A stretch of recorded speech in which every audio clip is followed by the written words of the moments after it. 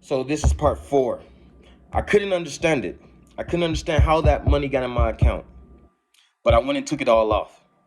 Because I didn't want them to be like, hey, we made a mistake and we put some extra money on your account. I went and took it all off. I went and took it all out. But come to realize that it was from God. I didn't know. My wife had a dream the next day. I believe the next day was Saturday. It was a Saturday. And she said, she woke up crying, babe. I was like, yeah, babe. And she was like, God gave you that money because you were obedient to what he told you to do in jail. I was like that is why he wanted me to go to jail. Like, not just for them, for me too, because I wasn't believing, y'all. I was not believing. I did not believe in God. Like, I thought this guy was like some fairy tale, like fictional, like, hey, it's just fairy tale. It's fairy tale. It's fairy tale. No. God is not fairy tale. And it's going to lead up to way more than what I just told you all. So now we're getting back to track. So we go to church that Sunday. I'm sitting there and I'm repenting and I'm bawling, y'all. I'm letting it all out. I'm wringing out my heart to God. And I'm like, God, I am a sinful man. I've been beating up on your children. I've been doing your children bad. Like, I've been sleeping around. I've been doing this and I've been stealing. You know, I've been doing drugs and I've been, drinking. I don't drink, but a beer would get me drunk. That's just me. I'm sorry, that's just me. A beer would get me drunk. 2 beers, I'm throwing up. I just don't know why. But I was telling God, like, I'm sorry that I was all of this. I'm a sinful man. Forgive me. And I couldn't even look up to him because I know the filth and the dirt and the griminess. I was a pig, man. I was a pig. I know what I've done in this world. I know what I've done in my life. And that section of my lifetime, 10 years working in a nightclub, I know the things that I've done. And I'll do another testimony on the nightclub and everything, but this one is just strictly on what God brought me out of.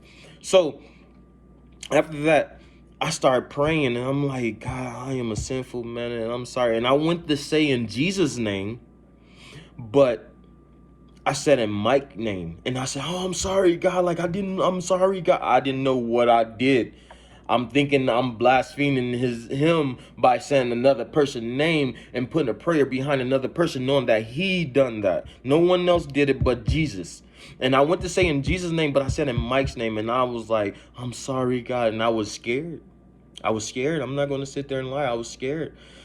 But in my scaredness, he spoke to me and calmed me down. But he didn't calm me down. I believe he thought he was going to calm me down by speaking to me, but I went crazy. I'm sorry, I went crazy. He said, I told you to say in Mike's name. And I said, huh? I opened my eyes because I didn't know what to think. And I kept hearing his voice. He said, Mike is sick, and I want you to go tell him that he is healed. And I was like, what just happened? Heard his voice, no doubt about it. Like if I'm talking to myself or if I'm talking to another person in the room, heard it just like that. And now let me tell you, the next part is finna blow your mind. So I get out my seat because I'm sitting right here. The owl is right here. I go to the owl. I go back to the door and I see Mike and I say, hey, brother Mike. And I couldn't tell him. I couldn't because I remember what the pastor said. He said, don't lay hands on people unless you're ordained. And I don't believe that. I believe if Jesus tell you to do it, you do it. Because another part finna be revealed. And this is what the brother said. So I go back and I didn't tell him. So I go back to my seat and I go back like 2 seconds later, and then I come back to my seat. Then I go back 2 seconds because I couldn't fix what I just heard. I'm like, I'm going crazy. I'm going crazy. I just heard that and my head is going crazy right now. I'm going crazy. That's what I said. I'm going crazy. I'm like, no. And then my wife was like, babe, stay still. Because everybody in the church was looking at me. Everybody like, this dude is going crazy. Everybody in the church was looking at me. I'm getting out of my seat, going back to the door, Going back to my seat, back to the door, back to my seat, back to the door, because I didn't know how to fix this.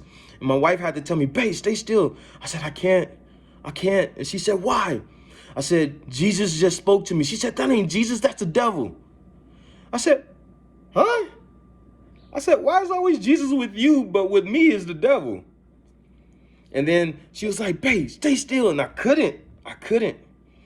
The next part of the story finna get even crazier, so stay tuned.